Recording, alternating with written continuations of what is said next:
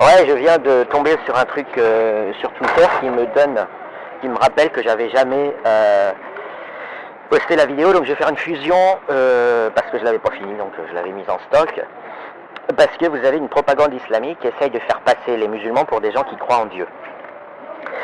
Alors c'est une technique que toutes les religions utilisent, elles essayent de se faire passer pour autre chose que des athées, et c'est assez astucieux parce que ça leur permet d'accuser les gens qui ne sont pas d'accord avec elles, avec les religions, hein, c'est pas une exclusivité de l'islam, le christianisme fait pareil, d'être des athées.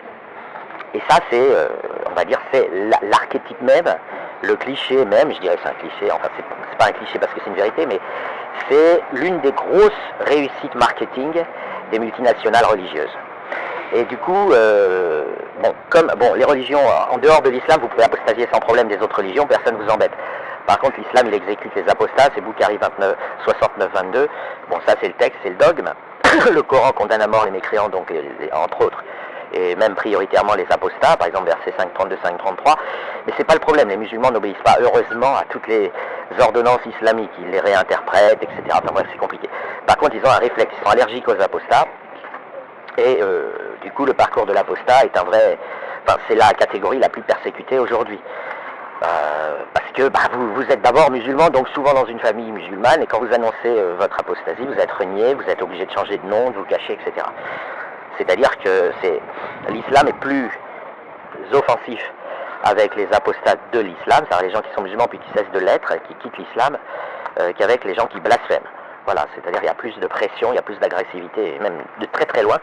Ça se termine pas toujours par la mort, parce que l'avantage des apostats, c'est qu'à la différence de la rédaction de Charlie ou de Samuel Paty, l'apostat c'est quelqu'un d'averti, qui connaît les dangers qu'il y a à apostasier et qui sait comment son environnement réagira. Parce que c'est pas forcément vos parents qui vont vous attaquer, c'est vos parents, ils vont juste vous renier, mais ils vont parler au cousin de la cousine, du tonton, du collègue de la mosquée. Bon, voilà, mais l'apostat il est au courant de ça.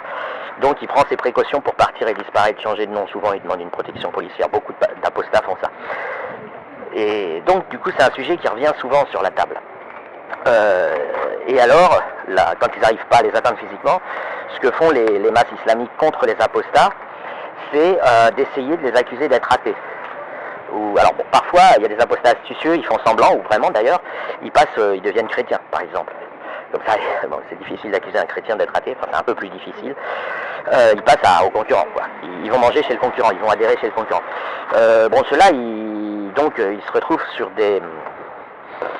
une catégorie différente de communication, on va dire. Mais par contre, je voudrais insister sur un point.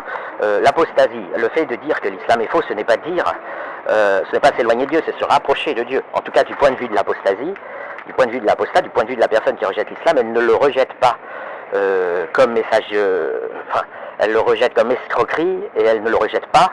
Elle dit que Dieu n'a pas envoyé l'islam. C'est aussi simple que ça. Elle dit même, en général, parce que c'est généralement le déisme qui va être privilégié. Tout le monde est déiste, le milieu athée c'est juste une posture. Ils vont dire, ça vient pas de Dieu. Voilà, le Coran n'a pas été écrit par Dieu. Il a été écrit ou bien par Satan, ou bien par des inventeurs humains. C'est souvent cette dernière option qui est privilégiée. Et donc, l'apostat se positionne en tant que personne. On voit d'ailleurs souvent des publications qui disent Dieu merci, Allah m'a guidé vers l'apostasie, vous voyez, et c'est sincère, c'est pas des trolls, c'est pas de l'humour. Ils disent des trucs comme ça, ils reprennent des éléments. Et c'est pertinent de le faire, parce qu'aujourd'hui, les multinationales religieuses ont encore tendance, même si ça s'effrite, elles ont encore tendance à profiter de leur arnaque, de s'être fait passer pour des secrétariats de Dieu. Quand un religieux vient vous parler, il vous dit pas tiens, viens copain, je te conseille quelque chose. Il dit à l'autre, il dit viens copain, je viens te dire ce que Dieu te conseille ou t'ordonne de faire. Et cette technique d'escroquerie, elle a été très efficace parce qu'elle a été très très utilisée.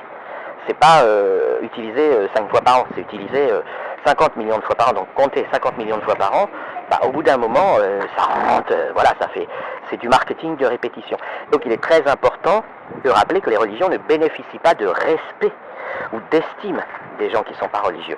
On constate leur arrogance, on constate qu'ils sont prétentieux et ont décidé d'effacer Dieu, parce que les religions sont des organisations athées, mais athées plus, c'est-à-dire elles sont athées dans les actes.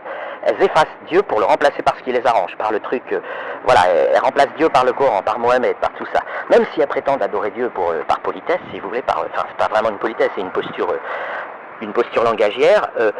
Par exemple, le musulman, il va dire je ne crois pas en Dieu, je crois en le Dieu de l'islam. C'est-à-dire, il va dire je crois en l'islam. Il va être en dévotion, il va être dévoué à l'islam. Il ne va pas du tout s'occuper de Dieu. Et pour parvenir à dire que c'est parce qu'il est dévoué à Dieu, il va rajouter un postulat qui est que l'islam est le message de Dieu. Mais il ne va pas, en réalité, le musulman ne s'occupe que d'islam, ne pense qu'à l'islam. Et d'ailleurs, ça se voit dans leur rituel, dans leur prière, ils insultent Dieu 5 fois par jour en se prosternant. Quand vous vous prosternez devant quelqu'un, vous l'insultez, vous le traitez de Satan, vous le traitez de Dark Vador, vous l'accusez d'être un seigneur. C'est-à-dire, et donc ça se voit en plus, ça se voit dans leur rituel. C'est-à-dire qu'ils rabaissent Allah en l'accusant d'être un simple seigneur, d'être le roi du monde, en le rabaissant au niveau de créateur de l'univers. Ils en font une sorte de menuisier, ou une sorte de pâtissier, ou une sorte de père aussi. Parfois, je les entends beaucoup, ils le rabaissent au niveau de père, et de père, et qu'on serait en quelque sorte ses enfants indirects. Et donc évidemment, tout ça, c'est des astuces de marketing pour convaincre les gens, non pas de se tourner vers Dieu, mais pour détourner leur regard de Dieu et les amener à se diriger, à porter leur regard prosternatif, en quelque sorte, vers l'islam, ou vers le christianisme quand il s'agit des chrétiens. Et ça, c'est très important de le rappeler. Les athées, ce sont les religions. Et ils le prouvent chaque jour, en s'imposant, en refusant l'esprit critique, en inventant des notions comme la foi, la croyance, comme si une croyance était une excuse. Imaginez si Dieu leur demande, le jour du jugement dernier, supposément, c'est une expérience de pensée, pourquoi vous m'avez accusé d'être l'auteur du Coran? Qu'est-ce qu'ils vont répondre? Ils vont répondre, c'était ma croyance. Mais Dieu va leur dire, et alors? Est-ce qu'une croyance est une excuse? Est-ce que prétexter, utiliser comme alibi la foi, c'est une excuse pour vos actions? Vous voyez, ils sont, quelque part, ils assument être dans le refus complet de Dieu et dans la dévotion à l'islam, pour ce qui est de l'islam, et parfois c'est le christianisme. Et le christianisme est beaucoup plus sécularisé. Et puis il n'a pas de livre, le christianisme, il a juste des témoignages. Les évangiles, c'est des témoignages, c'est pas un livre en ligne directe.